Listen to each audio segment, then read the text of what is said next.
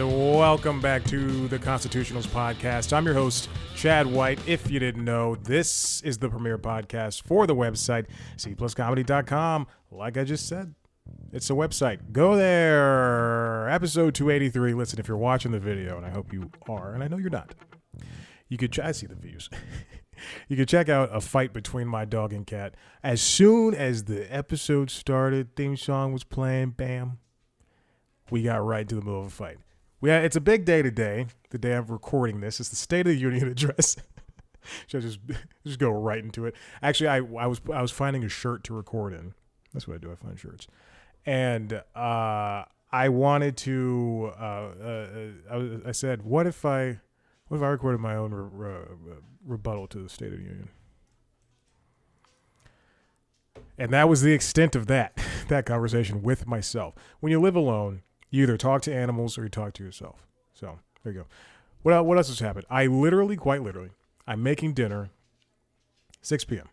I'm recording this way too late because I have to put this out before I put out another thing, which I'll talk about at the end. I'm making dinner. I'm getting I'm gonna make smash burgers. So I'm getting my ground turkey ready, putting them in the balls. I made 4 nice juicy sized balls. 2 for tonight, 2 for, I don't know, maybe tomorrow, maybe Saturday. And definitely not Sunday. I don't think they can last that long. And I'm watching Mr. and Mrs. Smith, the TV show. I enjoy the movie. I love the movie with Brad Pitt, Angelina Jolie, RIP to that relationship. And speaking of breaking up relationships, Mr. and Mrs. Smith, and also the creative relationship between Fleabag creator and Donald Glover. It's very interesting. I like that show a lot. The aesthetic, the way they talk to each other. The thing is, Donald, I think he wrote it along with. I could just pull this stuff up. Mr. and Mrs. Smith 2024. I should probably turn that off. He wrote it with Francesca Sloan. Created with Francesca Sloan. They did an excellent job.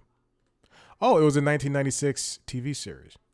I did not know that. Starring Scott Bakula and Maria Bello and Roy Dotrice. Anyway. I like the movie. I like the show. There's a lot of guest stars in it. It leans heavily on the white guest stars, but neither here nor there. And it had a lot of good twists and turns, and I thought it was very funny and very charming. And I hope they bring it back for a second season. I'm not a fan of shows ending on cliffhangers. I think we need to get past that, especially in the streaming state. I don't watch this show, but the Avatar, the new Avatar show, the last Airbender show that came out on Netflix. Netflix is known to end shows at season 3, a lot of times before, but at season 3 because that's when their contracts renew.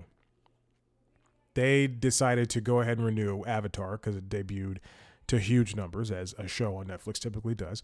As shows on Netflix typically do, rather. And it debuted to huge numbers, and they renewed it for 2 more seasons, bringing it to as many seasons as the animated series had, 3.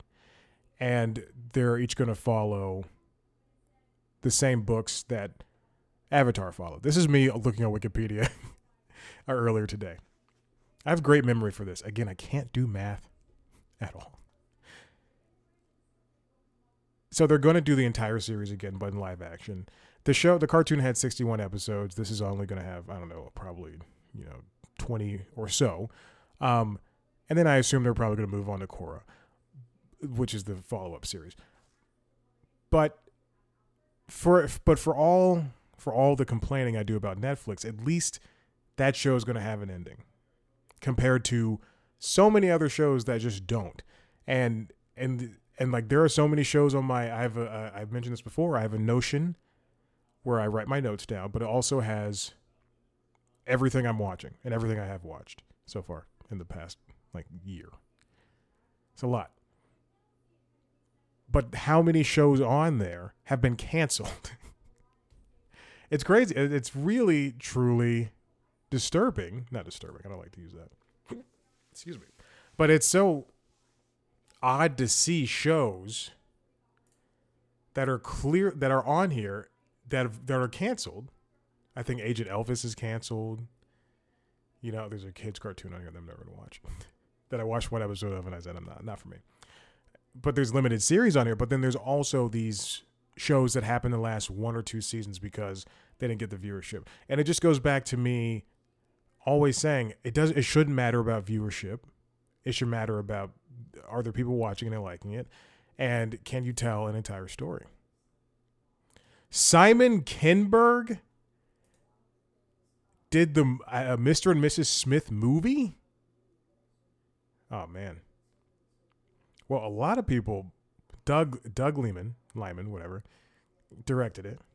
Akiva Goldsman was one of the producers. Music by John Powell. And edited by Michael Tronick? Whoa! It's so stupid. Anyway, I hope this show gets renewed and gets to tell the story it needs to tell. And pretty much every show, unless it's astronomically horrible, then let it finish. Oh God, Simon Kinberg wrote and produced The 355, which is a movie I wanted to see so badly. It was knocked out of theaters almost immediately. And then when it came to whatever streaming service, I watched it and I was like, oh boy. Oh no. All right, let's get started with the show because I want to eat and I'm hungry. This is written by Jeffrey A. Trachtenberg over at the Wall Street Journal. Book startup pitches authors a novel deal, $0 upfront, bigger profits. We're seeing this in the new book industry. They typically, when more often than not, if somebody is getting offered a book deal, they're going to be offered, again, this happens a lot, but not all the time. You're offered a boatload of money, and you have a certain amount of time, maybe 2, 3, 4 years to write a book, and you just have to show. They'll pay you up front. They'll give you made up number, $2 million, and then you have to write your book.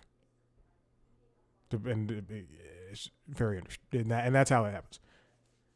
But now, book publishers are trying to say, hey, we're not going to pay you anything, but we'll give you more profits in the end.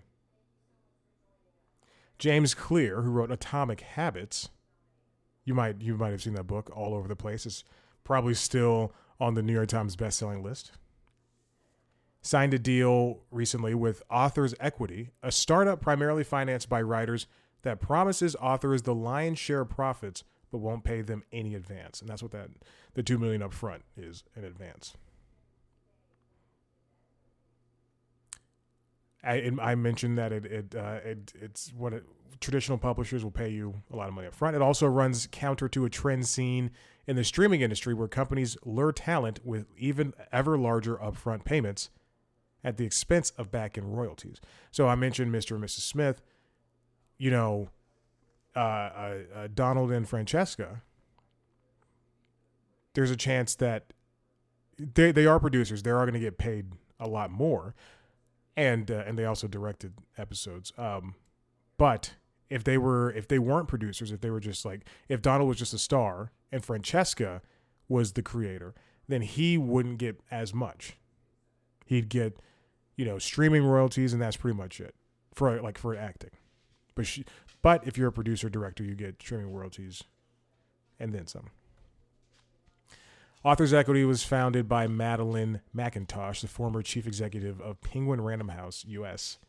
Said the startup is adjusting to the changing dynamics of the book market, in which some writers have more power than the publishers. Self-promotion comes in every form. There's TikTok now. We've got other internet things like YouTube. I've seen commercials for, who's that author that writes books? Hold on. Bill Clinton book. What's the book he wrote with James Patterson? I see James Patterson commercials for that one book. What's that one book? He writes books all the time. James Patterson book. I just typed in James Patterson book. I want to say 2023. He probably had like 20 at that point.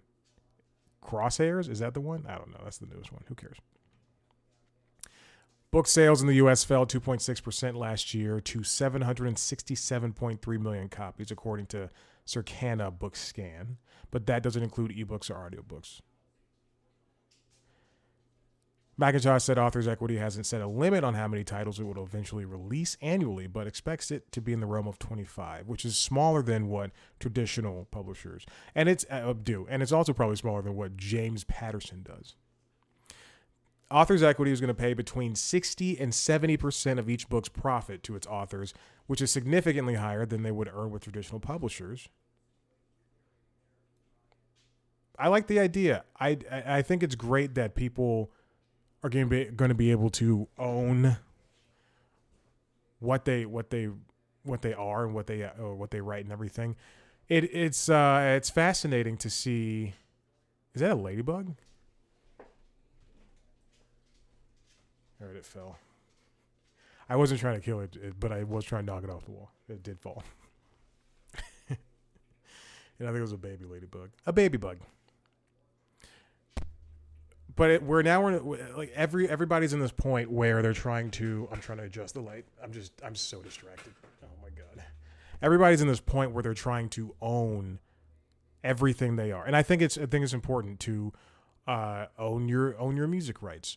Own the videos, own everything, own the gaming rights, own all that stuff, because this is how these companies are making money. Netflix is putting out another game. They've acquired Hades to put out on mobile, and it's going to be in beta form on iOS later this month, I think.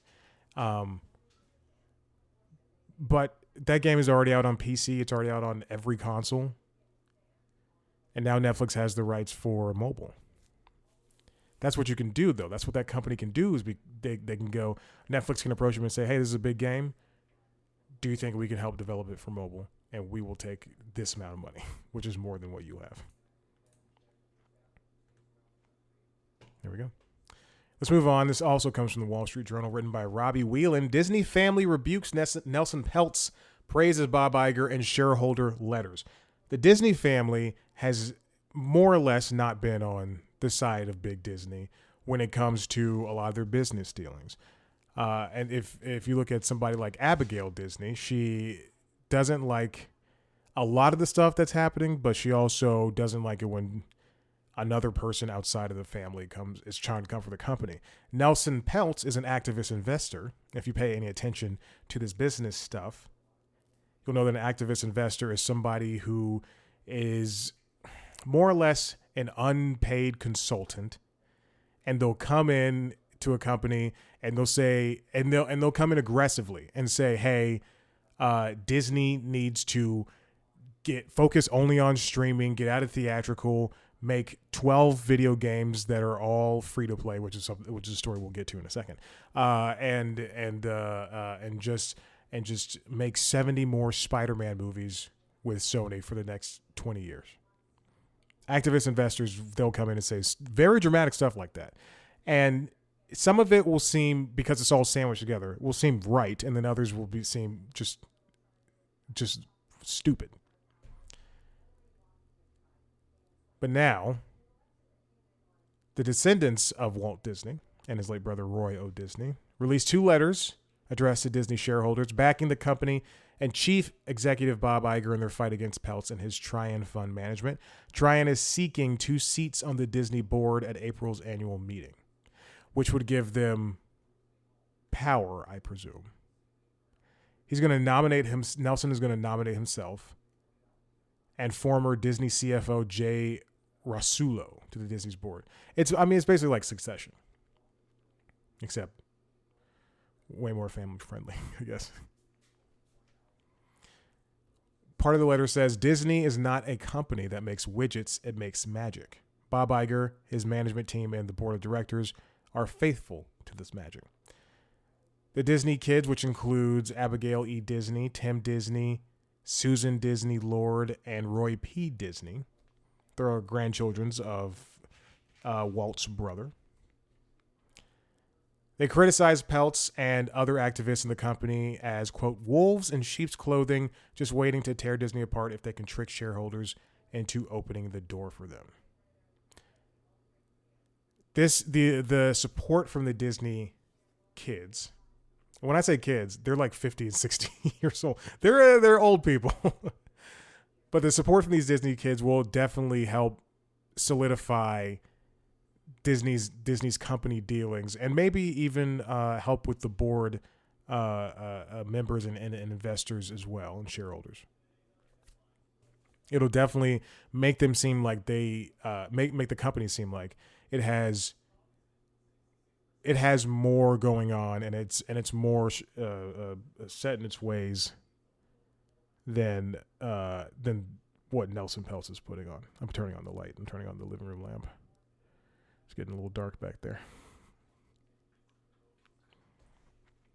A second letter, written with less combative language and signed by Walt Disney's grandchildren as opposed to Peltz, also opposed Peltz and praised Iger's leadership, saying, quote, Bob Iger has grown this company in a modern world, and he continues to maintain a balance of creativity and profit. This is, remember when Bob Chapek was in charge and the company was more business focused. But before that, Iger really helped lead Disney to what it is today. I don't know how long he was in charge. Let's say 2 decades. I'm not going to say anything. Let me see.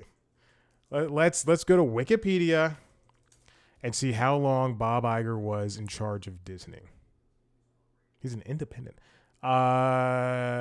He was a chairman. In 1995, this is from Wikipedia, the Walt Disney Company purchased Capital Cities /ABC, renamed it ABC Inc., where Iger remained chairman until 1999. So he's been with Disney since 95.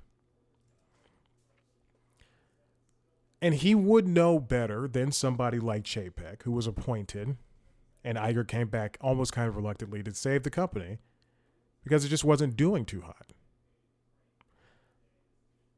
I like Iger a lot. I do think he has a good sense of the Disney company.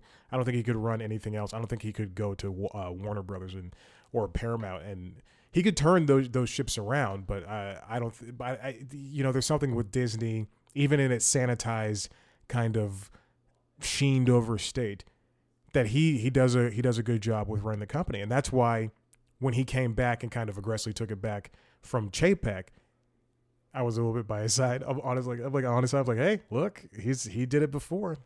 Look at what he's helped. He helped bring Marvel into the fold. Marvel is now this powerhouse thing. Star Wars is now a powerhouse thing. Everything they've done, everything they touch is almost gold.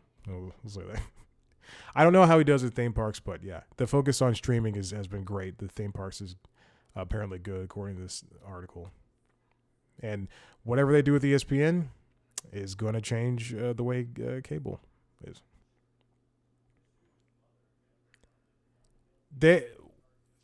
So we don't have any response from Peltz or any of those people. A Trian spokesperson said something, but it's not important. Trian this is what spokesperson said. Trian has a track record of investing in great companies and helping them grow long term, which I'm sure that's true. I've heard Nelson Peltz's name for years now, but it's not gonna. Will they be able to steer? Hey, Maverick. Sorry. Will they be able to steer a ship as big as Disney? And that's what we don't want to find out. Because look what happened to Warner Brothers. This next one comes from GameSpot, written by Eddie Mockhook. Warner Bros. Discusses, quote, volatile AAA console games and will lean into free-to-play and mobile. As if they hadn't learned anything. As if they haven't learned a dang thing. Warner Brothers is turning its gaming unit into essentially a shovelware company. Putting out games like Gotham Knights and Suicide Squad, which focus on uh, more or less looter. They're looter shooters.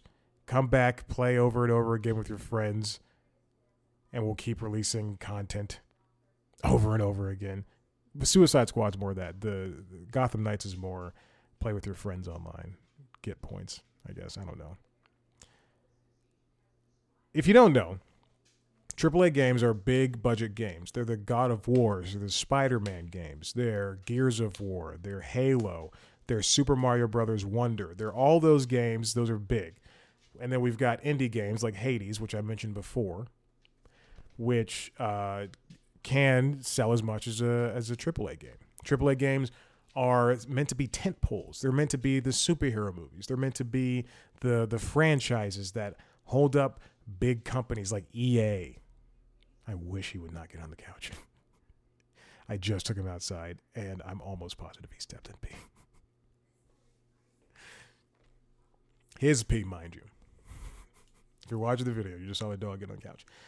And Warner Brothers has had some good luck with AAA games. Before Gotham Knights, when Rocksteady was making good games, they made the Batman Arkham series. How did that turn into Gotham Knights? I don't know. If you play video games, you'll know what I'm talking about. Batman Arkham Asylum, Batman Arkham City, Batman Arkham Knight. Hell, even the spinoff Batman Arkham Origins, which I don't think was done by Rocksteady, but it still had the same, it was in the Arkham universe. And Batman Blackgate, is that what's called? Blackgate? Batman Arkham Blackgate? I don't know. I'm playing that on Steam Deck right now, and it's still good. Yeah. But then Gotham Knights, oh my God, I've never seen a game go from $60 to $13 so quickly. Last year, they put out Hogwarts Legacy, which sold 22 million copies and became the best-selling game of the year. But its success was never guaranteed, says Warner Bros. Discovery gaming boss J.B. Perrette. And he called the market volatile. He pointed out that one of WBD's latest big games, Suicide Squad Kill the Justice League, was a disappointment for the company. Yeah, it was a disappointment because people, you say it's set, that Ladybug is back. Get out of here.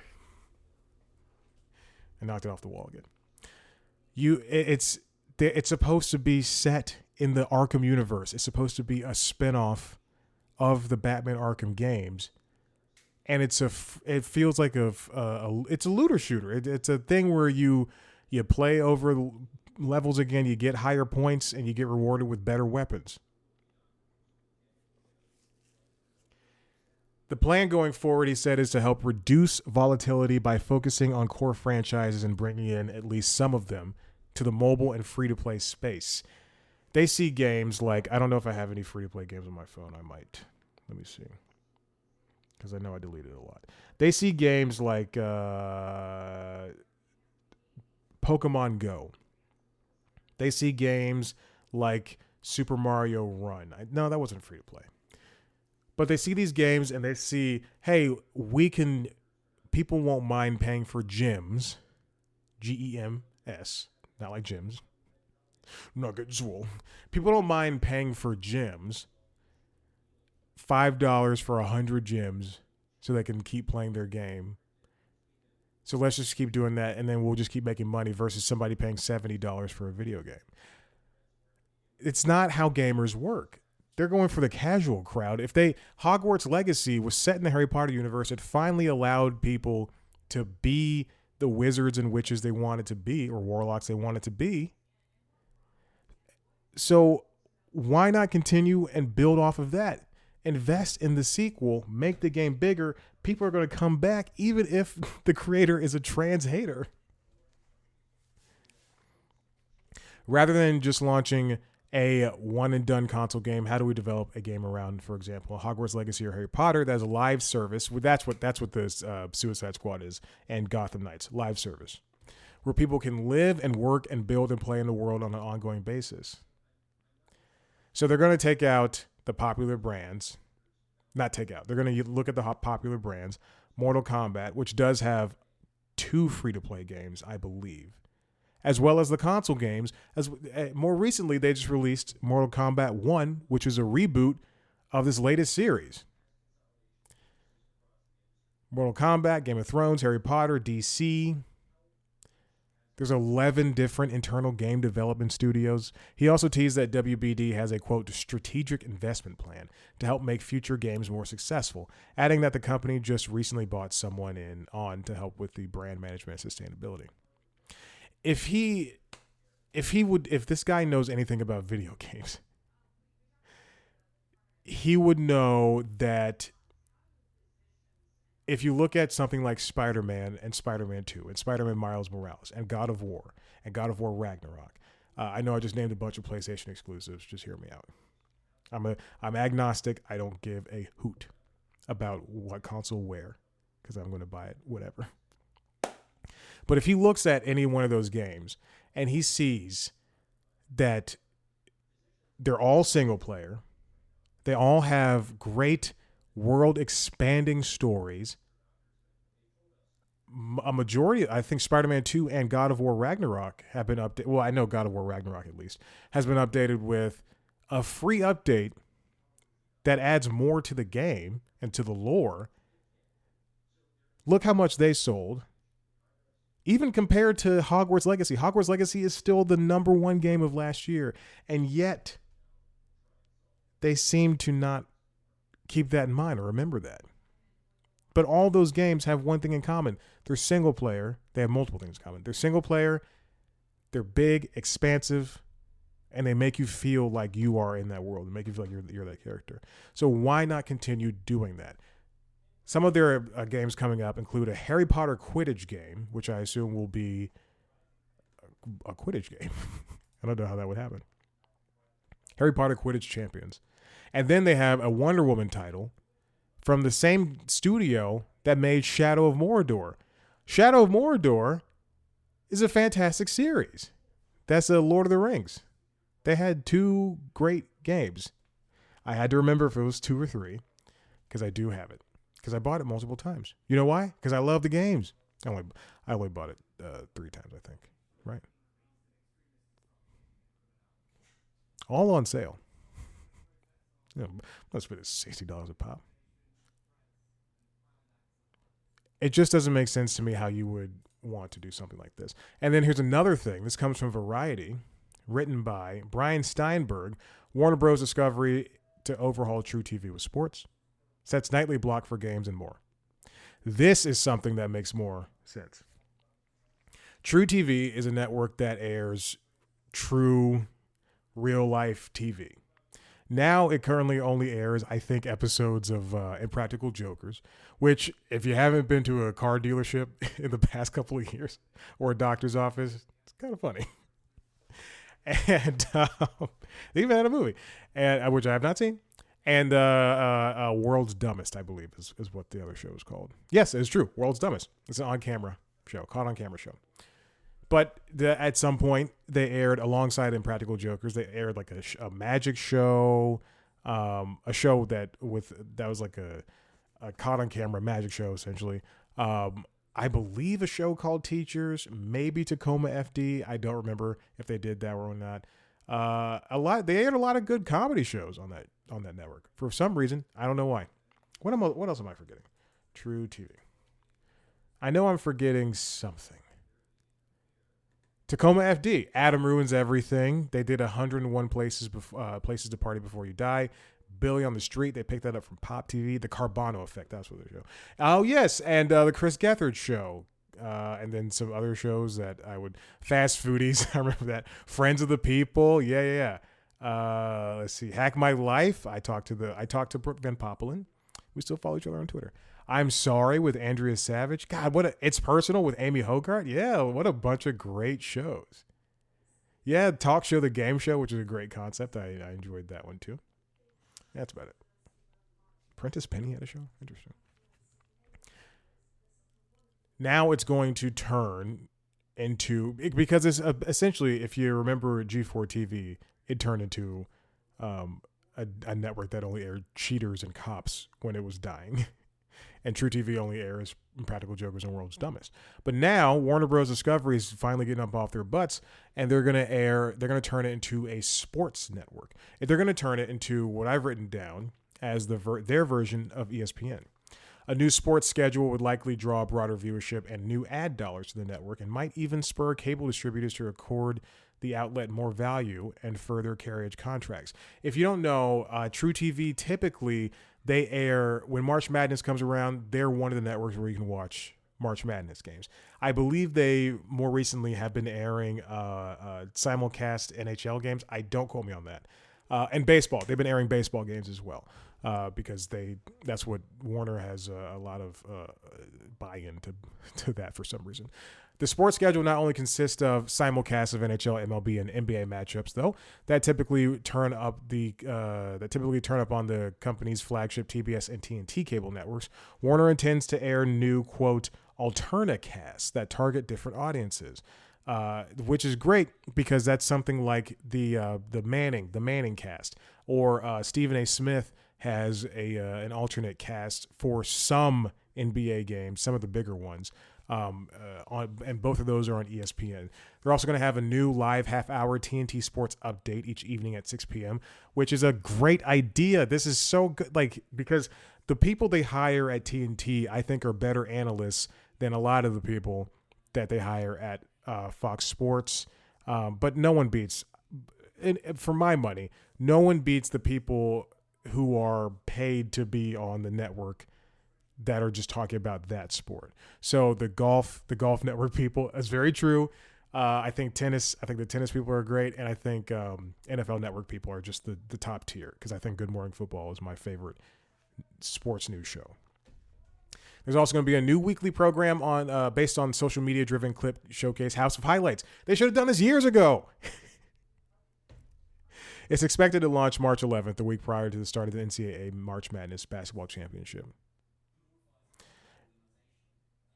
So the Impractical Jokers is going to move over to TBS. The series will continue to simulcast both on True TV and TBS through early April. I don't understand why this has not been done. I would have done this when AT&T was still in charge. I would have that would have been my move. It's the smarter move. It's the best bet, and it makes the most sense. Like, what happens? Like, we can't even look back in the past, because what happens 10, 15 years ago? Let's go back 10 years. What happens 10 years ago when True TV is kind of what it is now, with the exception of all the shows that I named are still airing? You could have had another baseball game going on, because how many times have there been multiple baseball games? If the Braves are playing on TBS, then let's get the Orioles on the other, or whatever game's going on at the same time, because there's more often than not like 10, 15 games going on at once. I don't know. I can't do the math. Other new programs include The Line, a nightly look at betting across multiple sports genres. 6:30. Yeah, it was a good show. That's a good idea for a show, because ESPN has ESPN Bet, I believe. I think one of their shows is a betting show. I don't know what it's called. I think ESPN Bet is the app. And Handles, which is billed as an interactive show that sifts through the top conversations on social media surrounding the night's NBA games, slated to air in late night. Handles is a show that I think is already ongoing. I think you can watch that on Max. Sports movies and documentaries will air in a new programming block, including The Inside Story, a look at TNT's Inside the NBA program, which is a documentary that aired, I think, last year or two years ago. And then a video version of their podcast, which Steinberg wrote as vodcast. The Steam Room, as well as Shaq's podcast. Steam Room is hosted by Ernie Johnson and Charles Barkley, and then Shaq has a podcast. And a slate of MotoGP races will be up too. I mean, this is just something. This is the better deal. Now, how will this tie in to that new sports-focused streaming venture that Fox and Disney and Warner Bros. Discovery have? That's coming out later this year. So imagine it's going to have ESPN and all of those networks. It's going to have Fox Sports and all of those networks. And then it's going to have now TNT, TBS, and True TV and Bleacher Report. It's going to be a $50 package. The move's going to expand the role of Warner Sports Division, TNT Sports, which is largely known for having one of the industry's more focused rights portfolios. You're going to get NBA games, NBA, NHL, MLB, NCAA, some other stuff. I mean, I think this is just a good move all around. But how how is the gaming sector so bad, and this TV sector is doing somewhat decently? The streaming sector is a little flatline for me, a little plateaued. Go back to HBO Max. No one I know calls it Max. Everybody's like HBO Max. If they went back to HBO Max tomorrow, no one would bat an eye. All right, we did it. Hey, listen. If you like what you heard here, head to the website, cpluscomedy.com, where we have so many great things, including interviews with your favorite people in media. I just talked to Rob Hayes. He's a comedian who just put out his second album and his first special. I don't know if it's his first special. Let's say it's his sophomore album and special. It's called Frontin'. You can find it on YouTube. You can listen to the album wherever you get it. You can watch the video version of my interview with him on youtube.com/C+comedy. You can listen to it literally after this episode.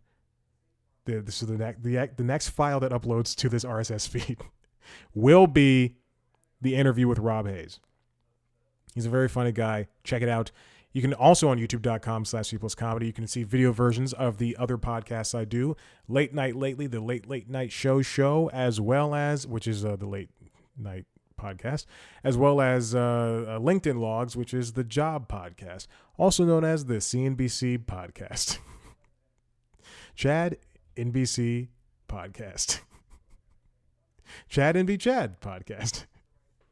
You can follow us on social media, TikTok, Twitter, Instagram, and Facebook at C+Comedy. Follow me at Chad Black White.